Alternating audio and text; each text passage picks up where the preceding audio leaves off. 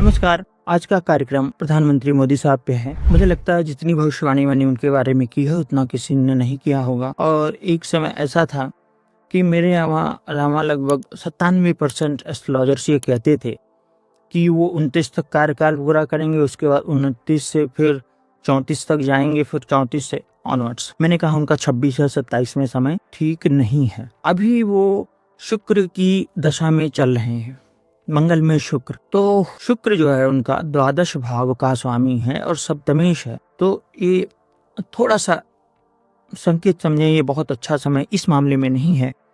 मतलब शुक्र उनका सिंह का है, बहुत अच्छा है, पर साथ में शनि है और शनि तीसरे और चौथे घर का स्वामी है। और इसके साथ जो मैं जो गुप्त नाड़ी के थ्रू जो देखता हूँ, जो अपनी विद्या है मेरी, इसमें कुछ अलग आता है। जैसे मैं ये कहूँ कि शादी विवाह का जो लोग देखते हैं तो मुझे हंसी आती है। भी कल एक लोग पर्सनली मिलने आए। पर्सनली मिलने का मेरा थोड़ा सा चार्जेस ज्यादा रहता है, क्योंकि समय ही सबसे बड़ा धन है। उनकी जो बेटी थी वो बहुत बीमार थी, किसी तरह से बीमारी में चल रही थी। तो मैंने कहा कि बीमारी छोड़िए, इनको थोड़ा सा साइकियाट्रिक ट्रीटमेंट दीजिए और ये लड़की आईएएस बनेगी। और वो पूरे घर वाले, उनका यही सवाल था कि आईएएस।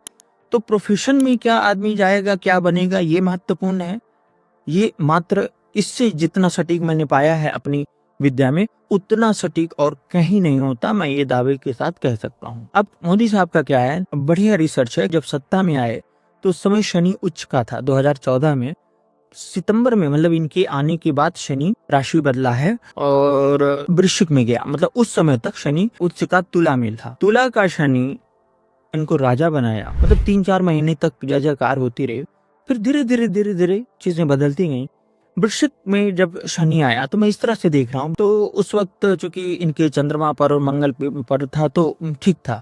उसके बाद जब इनका दूसरे घर में शनि आता है तो भी स्थितियां ठीक रहती, लेकिन तीसरे घर के शनि और विशेषकर जब चौथे घर में शनि आता है, मतलब कुंभ में, तब से मतलब एक आम परसेप्शन बनना शुरू होता है कि मतलब वो चीज नहीं है जिसकी हमने अपेक्षा की थी। उसी समय से इनका एक विशेष उद्योगपति से जो संबंध है, जो बातें चलती हैं, जो बहुत सारी चीजें हुई इस बीच, अरावली तक हो गया, तो मैं उस पर नहीं जाना चाहता। उस स्थिति में भी ये, क्योंकि इनके जन्मकालीन बृहस्पति के ऊपर से शनि था। ठीक है, जन्मकालीन बृहस्पति इनका चौथे घर में है। अगर इस तरह देखिए, केंद्र में बृहस्पति को बहुत अच्छा माना जाता है। मोदी जी की कुंडली में चतुर्थ घर में बृहस्पति है। तो एक सूत्र है, किम कुर्वन्त ग्रहाः सर्वे यत्र केंद्रे बृहस्पति। बाकी सब ग्रह क्या कर लेंगे अगर केंद्र में बृहस्पति हो तो। लेकिन मात्र एक थ्योरी से नहीं दिखा जाता। लेकिन हाँ, चौथे घर का बृहस्पति कुछ मामलों में बहुत अच्छा होता है। लेकिन इनका वक्री है, लेकिन वही वक्रत्व इनको खूब आगे बढ़ाया। और इनको जो मतलब आगे बढ़ाने में जो प्लेनेट थे वो पूरी की पूरी, आप यूं समझिए, इन्होंने शुक्र जो 84 से उनका शुक्र शुरू हुआ, सिंह में शुक्र, मतलब 84 से 2004 तक, अगर ये मुख्यमंत्री नहीं थे, नेता नहीं थे, तब ये विदेश खूब जाते थे। और इनका मतलब एक लेविश लाइफ स्टाइल थी मोदी जी की, बढ़िया। ये यूरोप जाते थे और पेरिस जाते थे, लंदन जाते थे, सब जगह जो आप लोग आज जा रहे हैं वो तभी चले जाते थे। शुक्र की दशा में ये चीफ मिनिस्टर बने। उसके बाद इनका दशा आती है, वो सूर्य की आती है। तो सूर्य 11th हाउस में है, 10th का लॉर्ड है, ये भी माना जा सकता है। लेकिन हर समय 10th का लॉर्ड काम नहीं करता। इनका जो नाड़ी फैक्टर है वो मैं थोड़ा सा बताता हूँ। इनका जो सूर्य है वो केतु के साथ है, तो सूर्य केतु नाड़ी में बहुत बड़ा राजयोग माना जाता है। सूर्य को भी सरकारी माना जाता है और केतु को तो पूर्णतः मंत्रालय माना जाता है। उसमें झंडा, केतु मतलब झंडा। एक रामायण का श्लोक है, उसमें मैं जो पेरू का ट्रायंगल है, जो रामायण का मात्र एक प्रूफ है कि आज भी वो वहीं पे है और वही रामायण में लिखा हुआ है कि इस तरह झंडे होगा, नीचे बेदी होगी, पेरू में है ये। तो उसमें भी केतु शब्द का यूज हुआ, मतलब झंडा, एक झंडा होगा, तो झंडे नुमा आकृति। तो सूर्य और केतु का मतलब ज्यादातर अगर नाड़ी में और चीजें सही हो गई, लग्न से ही नाड़ी को देखा जाता है, मात्र लग्न से देखा जाएगा। प्लस क्या देखा जाएगा, इसके अलावा कुछ चीजें और देखी जानी चाहिए। जैसे स्वग्रही बहुत मैटर करता है, तो इनका बुध मंगल स्वग्रही है। हालांकि बुध को उच्च मानेंगे, लेकिन यहाँ पे नाड़ी में उच्च मूल त्रिकोण भी है, बुध उच्च का भी है, स्वग्रही तो होगा ही। चंद्रमा नीच का है, वो व्यवहार पता चलता है।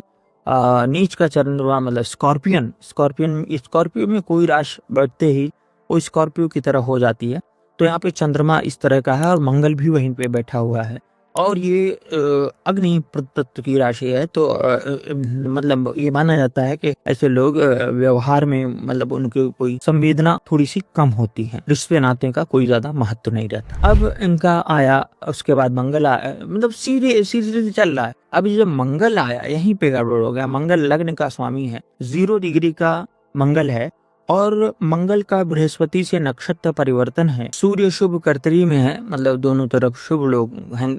बुध पाप कर्तरी में भी आ गया, मतलब सूर्य बुध मंगल सेम डिग्री पर है। अब जनवरी 2026 में यही सूर्य बुध मंगल मोदी जी के दूसरे घर में आ जा रहे हैं और धनु राशि में, और भारत के 8वें घर में आ जा रहे हैं। तो पहली बात, ये चैलेंजिंग इनका महीना होगा जनवरी, बहुत चैलेंजिंग होगा। और इसके बाद मंगल में केतु की दशा में, मतलब जून 25 से अक्टूबर 25 के बीच में लोकसभा के चुनाव हुए और उसके क्या रिजल्ट्स आए आप देख सकते हैं। फिर अब शुक्र लग चुका है, तो शुक्र अक्टूबर 25 से लगा है और शुक्र यहाँ पर जनवरी 26 से सूर्य की दशा आएगी और सूर्य अच्छा है पर राहु केतु की धुरी में है। चंद्रमा आएगा 29 जनवरी से, तो चंद्रमा तो ठीक नहीं होता।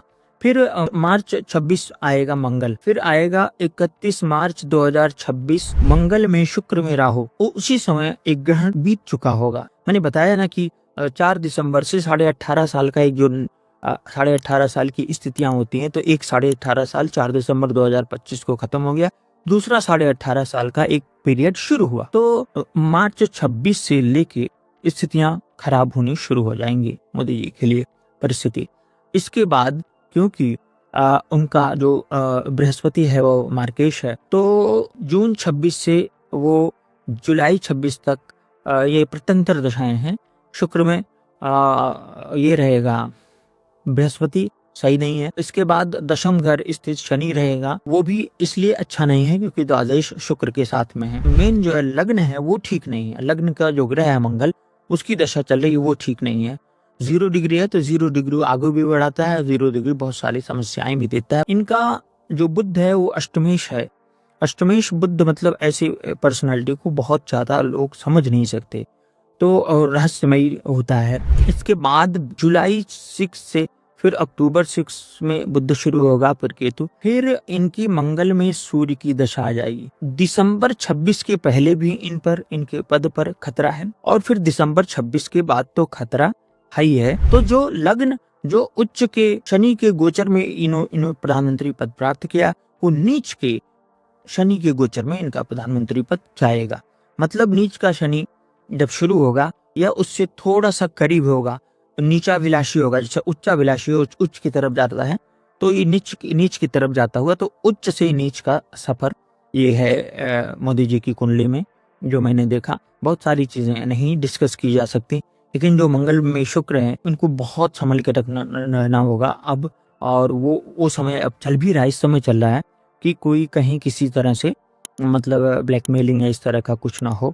और से हमारे प्रधानमंत्री जी बहुत अच्छे हैं, तो मैं चाहूंगा कि शुक्र के इस समय उनका सब कुछ सही चले। कई बात कुछ लोग कहते हैं वो जीवन भर रहेंगे, ऐसा कुछ नहीं होता। हानि लाभ जीवन मरण यश अपयश विधात, ये तुलसीदास ने लिखा है और ऐसा कोई भी व्यक्ति नहीं है जो इससे बचा हो। ढेर सारे लोग आए, एक एक रहनुमा आए और चले गए। राजीव गांधी को ऐसा लगता था कि वो कभी नहीं जाएंगे और सर्वश्रेष्ठ मेजॉरिटी पाके वो बेकार हो गए। इंदिरा जी नाक टूटी और वो कहाँ, मतलब आज सब दफन हो गए, सब कुछ बचा नहीं, कुछ बचता भी नहीं, सब जो है जज्ब हो जाता है, खत्म हो जाता है।